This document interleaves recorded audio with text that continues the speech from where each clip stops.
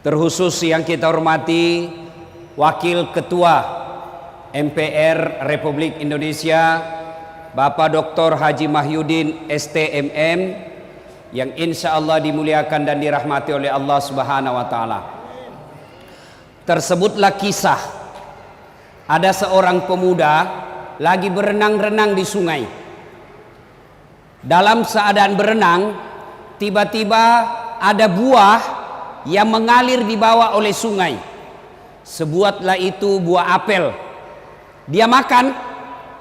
Begitu dia makan setengah, dia sadar, ini bukan saya yang punya, ini ada orang yang punya, dan saya makan, tidak saya minta izin sama yang punya. Lalu dia ingat hadis Rasulullah, siapa yang memasukkan barang haram ke dalam perutnya, hanya api neraka yang bisa membersihkan perutnya. Dia gelisah, waduh mati saya makan buah haram. Lalu dia telusuri sungai itu, dia cari pohonnya ini, jalan-jalan menyelusuri sungai, dia dapat pohonnya. Wah, inilah pohonnya buah apel. Lalu dia cari yang punya kebun, jalan-jalan dia dapat yang punya kebun. Lalu dia berkata kepada yang punya kebun, ini punya kebun lagi bersihkan kebunnya, dan dia berkata, Assalamualaikum warahmatullahi wabarakatuh. Wahai tuan. Balik ini yang punya kebun, Waalaikumsalam warahmatullahi wabarakatuh. Tuan, kata Malik bin Ibrahim, ada apa? Saya dapat buah di sungai, saya sudah makan setengah, dan saya ternyata tidak minta izin sama tuan. Mohon maaf tuan, saya sudah terlanjur makan yang setengah, tolong halalkan yang setengah lagi, saya kembalikan ini yang setengah. Kata yang punya kebun, enak betul kau sudah makan setengah, kau kasih saya sisamu. Tidak mau saya maafkan kau, tuan maafkanlah saya. Dia bilang yang punya kebun, baiklah, saya maafkan kamu dengan catatan nikahi anak gadisku. Kalau bahasa Bugis, wak dampange ko tapi pubene anakku. Langsung dia bilang ini cowok Malik bin Hilal, alhamdulillah dapat gadis. Tapi dia bilang ini orang yang punya kebun, yang kau terlalu cepat senang bos. Ini anakku tuli, bisu, buta, lumpuh. Anak gadisku tuli, buta, bisu, lumpuh. Dia bayangkan anakmu, apa enaknya? Dia bilang ya terserah, kau mau saya halalkan yang kau sudah makan, nikahi anakku. Kau tidak mau nikahi, haram itu yang kau makan, saya tidak halalkan. Gelisah, pilih cewek buta atau masuk neraka? Dia ingat lagi, tidak ada yang bisa membersihkan kecuali api neraka. Oke, kata anak muda ini Malik bin Ibrahim, baiklah tuan, saya nikahi anakmu. Sudah dinikahkan. Setelah dinikahkan, lalu bapaknya berkata, anak muda, silakan kau jemput istrimu, silakan kau masuk di kamarnya. Jalanlah anak muda ini berpikir, aduh apa enaknya, tuli, bisu, lumpuh. Dia ketuk pintu. Assalamualaikum warahmatullahi wabarakatuh. Selang beberapa saat keluar kedengaran suara perempuan. Waalaikumsalam warahmatullahi wabarakatuh. Kaget. Berarti dia tidak bisu. Karena dia jawab salamku. Berarti dia tidak tuli. Dia dengar salamku. Lalu dia buka pintu, dia masuk. Lalu dia datang ini perempuan, dia jabat tangan suaminya. Berarti dia tidak buta. Dia lihat tanganku, dia jalan menghampiri suaminya. Berarti dia tidak lumpuh. Kenapa? Dia bisa jalan. Dia tidak perlu istrinya. Kaget. Tidak buta, tidak tuli, tidak bisu, tidak lumpuh. Dia lari ke mertuanya. Pak, balik-balik kok. Ini kalau bahasa Bugis balik-balik bohong. Banyak juga orang Bugis di sini. Banyak. Masya Allah. Di mana-mana saya banyak orang Bugis ini Pak. Di Biduk-Biduk banyak orang Bugis. Samarinda seberang banyak juga orang Bugis. Sangatta banyak orang Bugis. Di Bontang Kuala mau orang Bugis semua situ. Saya masuk penjara ada juga orang Bugis. Bubuhan Bugis ini luar biasa. Lalu dia bilang, ini bapak bohongi saya. Kenapa bapak katakan anaknya buta padahal dia melihat? Apa kata ini bapak? Anak muda, anak gadisku sebenarnya sudah banyak yang lamar. Saya katakan anakku buta bukan karena dia tidak melihat, tapi matanya tidak pernah melihat barang-barang haram. Tidak seperti anak muda di Indonesia sekarang suka lihat film porno di HP-nya.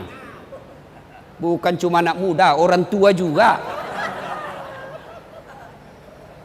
Lalu dia bilang lagi, lalu kenapa bapak katakan anaknya bisu?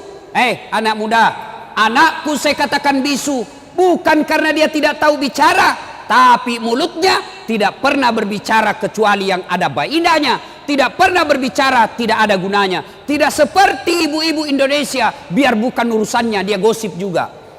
Biar Ustadz Dasat na gosip juga. Lewat langsung, itu lagi Ustadz Dasat, itu juga wajunya waktu di TV One. Kenapa? Khususai kok tukang gosip.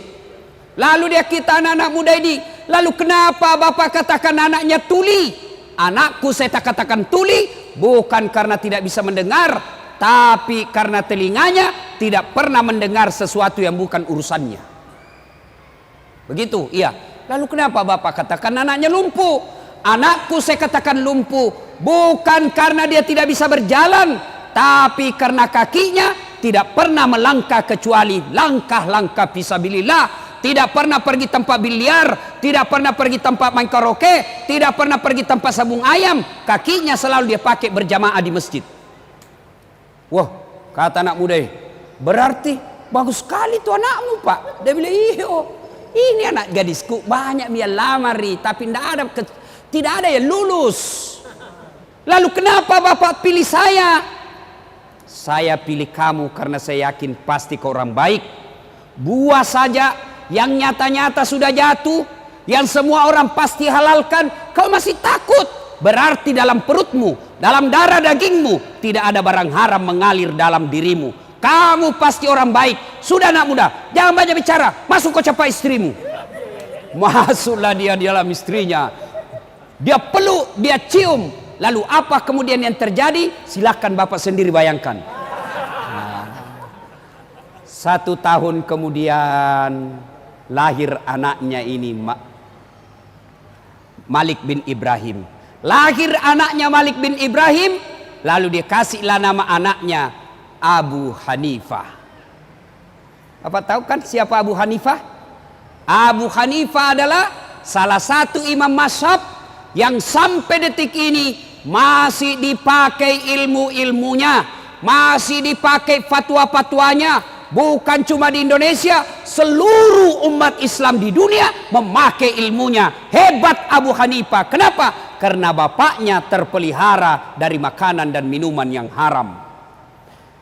Inti ceramah kita ini, bapak mau punya anak seperti Abu Hanifah, meskipun bapaknya sudah meninggal, ilmu-ilmu anaknya dipakai sampai detik ini, maka disebut amal jariah. Meskipun dagingnya sudah hancur, meskipun tinggal tulang belulang, tinggal tengkorak, tapi amal-amalnya tetap mengalir. Kenapa? Karena dia punya anak yang bagus ilmunya. Kenapa? Karena bapaknya tidak pernah memakan dan meminum serangan fajar.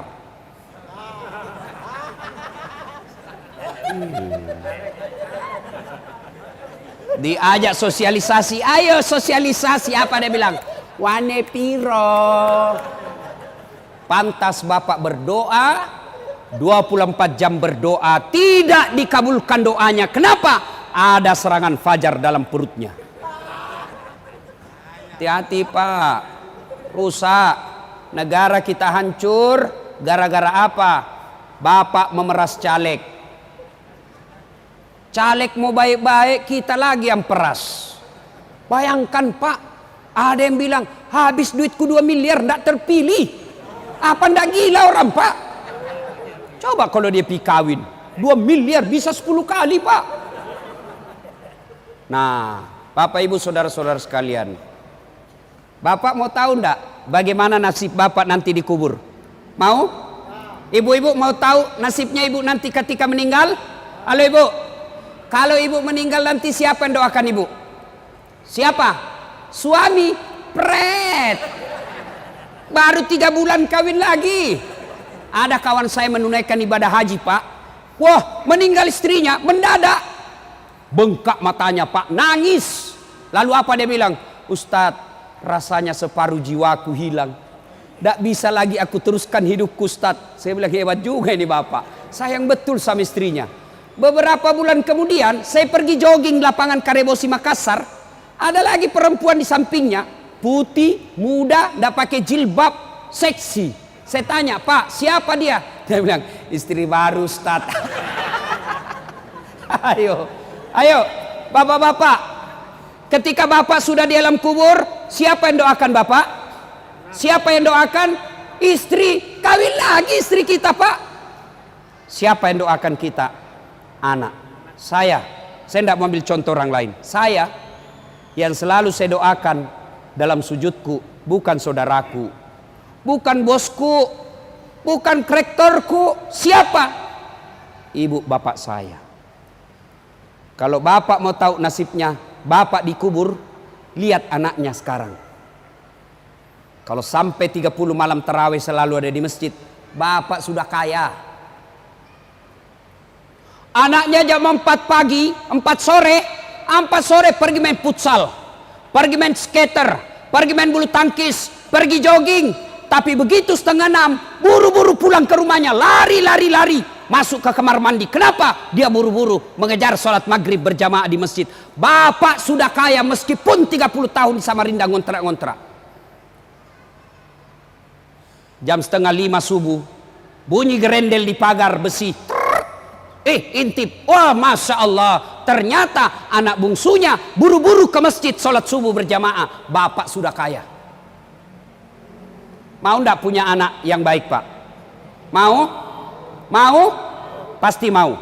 Salah satu resepnya, belajar dari kisah, jangan sentuhkan anakmu makanan dan minuman yang haram.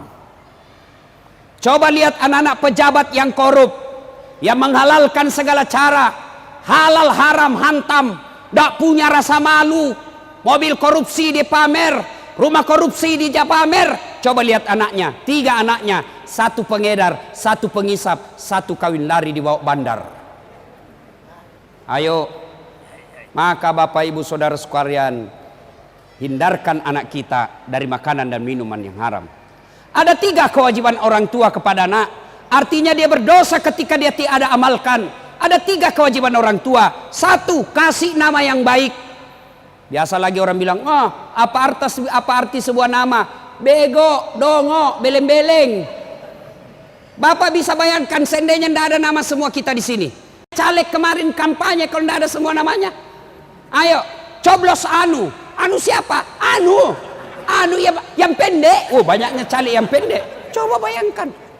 Dari nama, bapak sebut nama orang minimal saya 2 tahu. Apa? Agama dan sukunya. Begitu bapak nama sebut Abdurrahman, 99% pasti muslim. Tapi kalau disebut Bertus Titanus, pasti bukan Islam. Iya toh? 1 agama. Yang kedua, dari nama saya tahu suku. Begitu bapak namanya sebut Ambok Dalle, tidak mungkin Madura. Pasti Bugis. Tidak mungkin Jawa. Masa Jawa Ambok Dalle? Tidak mungkin lah. Margono, iya. Sutioso, iya. Jokowi, Jawa. Tidak mungkin. Siapa orang apa? Jawa Tengah. Siapa namamu? Ambo Upe. Tidak mungkin. Nama. Yang kedua, kewajiban orang tua, beri makan. Yang ketiga, didik. Dari 3 kewajiban orang tua, sayang 1000 sayang.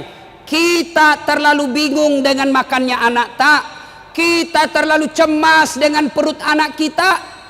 Padahal tidak ada orang yang mati gara-gara kelaparan. Masya Allah, Samarinda, tolong tunjukkan saya ada orang yang wafat meninggal dunia di Samarinda karena kelaparan. Tolong tunjukkan saya. Tidak mungkin. Ingat Ibrahim alaihissalam diperintah untuk dakwah. Wahai Ibrahim, kau pergi dakwah. Kata Ibrahim, siapa yang ngurus anak saya? Gimana makannya anak saya? Allah berfirman, pecahkan itu batu di depanmu. Dipecahkan. Apa maksudnya? Pecahkan lagi. Kampak lagi 2 kali. Kampak sampai 3 kali. Pecah. Ibrahim alaihissalam mendapati ulat. Tahu ulat, Pak? Tahu ulat? Ulat. Lalu Allah berkata, Ibrahim, kau lihat itu ulat. Tidak ada tangannya, tidak ada kakinya, kulitnya sangat halus, batu yang sangat keras. Dia bisa hidup dalam batu yang sangat keras. Siapa yang jamin rezekinya? Saya Tuhanmu yang maha kaya. Jangan kau cemas soal perutnya, saya yang punya urusan. Ibrahim mau meninggal, dia kumpul anaknya. Lalu apa kata Ibrahim? Anakku, ma ta'buduna min ba'di, siapa yang kamu sembah nanti nak? Itu Ibrahim. Kalau kita nak, ma ta'kuluna min ba'di, apa kau makan nanti, cong? Jangan pikir. Pak, ibu, bapak-bapak, saya tanya, tahu cicak? Tahu cicak, Pak? Bapak-bapak tahu cicak? Apa dia makan cicak? Nyamuk. Masuk akal enggak? Satu di dinding, satu terbang. Di mana ketemu? Enggak ada terminalnya. Tapi kata lagu kita waktu kecil, cicak-cicak di dinding, diam-diam merayap. Diam-diam merayap. Datang seekor nyamuk. Nyamuk yang datang. Tidak dibilang lagu, cicak lompat ke nyamuk. Wah, setengah mati kasihan cicak. Coba. Maka Bapak Ibu sekalian, Ramadan Allah hadirkan. Untuk apa? Melatih umat Islam agar jangan kau kasih makan barang haram anakmu. Ramadan 1 bulan. Begitu pentingnya kita memelihara diri. Begitu pentingnya kita memelihara perut dari makanan haram. Allah hadirkan 1 bulan untuk apa? Latihan kau jangan makanan haram. Ramadan, jangankan yang haram, yang halal saja kita tahan. Contoh, air kelapa. Halal atau haram? Air kelapa, halal atau haram? Halal. Tapi jangan kau coba-coba jam 3 sore Ramadan. Offside kau bos. Ayo, nasi halal atau haram? Halal. Tapi siang hari bulan Ramadan jangan coba. Alhamdulillah, kalau kita mampu berhasil melewati Ramadan. Tapi yang lebih penting, selesai Ramadan terpelihara diri kita dari makanan dan minuman yang haram. Jadi pedagang jangan menghalalkan segala cara.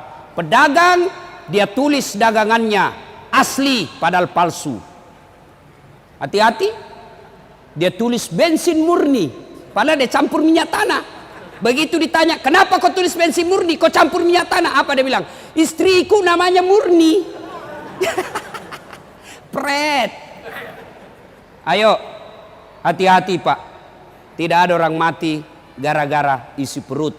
Tapi yang banyak masuk neraka karena gara isi perut. Kumpul kiri kanan, hartanya dikumpul-kumpul, menghalalkan segala cara, ternyata meninggal. Harta yang ditinggalkan diperebutkan oleh anaknya. Bagus kalau untuk sedekah, tapi dia pakai berjudi dan narkoba. Pada akhirnya Rasulullah sallallahu alaihi wasallam suatu saat menuju ke satu tempat. Dalam perjalanan ke tempat tersebut, Nabi melewati pemakaman. Tahu pemakaman, Pak? Kuburan. Lalu Nabi bersabda, langkahkan kakimu dengan cepat. Orang Bugis bilang, ma peri-peri kok. Cepat. Pulang lagi, lewat makam yang sama. Sahabat ingin langkahkan kaki. Lalu Nabi bersabda, tidak usah buru-buru, kau santai saja. Bersahabat bertanya, ya Rasulullah, tadi waktu pergi buru-buru, langkah kami cepat-cepat, pulang tidak lagi. Ada apa ya Rasul? Nabi menjelaskan, waktu pergi tadi, itu orang yang ada di kubur disiksa. Saya tidak tahan mendengar, saya tidak tega mendengar dia disiksa, maka saya mau jauh-jauh cepat supaya saya tidak dengar dia disiksa. Waktu pulang, saya dapat berita Jibril tidak lagi menyiksanya. Saya dapat berita dari Jibril. Kenapa? Allah perintahkan, berhenti kau siksa itu orang tua. Tidak mungkin ku siksa orang tuanya sementara anaknya di dunia lagi membaca Bismillahirrahmanirrahim dengan nama Allah Maha Pengasih dan Maha Penyayang. Masa bapaknya ku siksa, anaknya menyebut saya Maha Pengasih dan Maha Penyayang. Artinya, Bapak, Ibu, Saudara-saudara sekalian, yang bisa menolong Bapak ketika bapak sudah di dalam kubur bukan pangkat jabatan. Yang bisa menolong bapak ketika sudah di dalam kubur adalah bukan harta kekayaan, tapi apa? Anak yang soleh dan soleha. Maka salah satu cara agar anak kita menjadi soleh dan soleha, pelihara dirinya dari makanan dan minuman yang haram. Alhamdulillah, bapak subuh ajak anaknya ke masjid. Ajak anaknya ke masjid. Tidak boleh kita biarkan. Jangan sampai kita husuk tarawih, kita husuk berjamaah, kita husuk berjamaah di masjid, anak kita di jalan keluyuran, anak gadis kita dibonceng cowoknya dan kita tidak peduli. Maka demi Allah, orang tua seperti itu sebelum anaknya masuk neraka, ku ampusakum wa ahlikum nara. Orang tuanya dulu masuk neraka, baru anaknya. Auzubillah min zalik. Semoga ada manfaat. Ini saja tausiah kita, mudah-mudahan ada manfaat. Terima kasih kepada yayasan yang memberikan izin buat saya untuk menyampaikan dakwah di tempat ini. Dan saya datang sebenarnya di sini karena diundang oleh Pak Mahyudin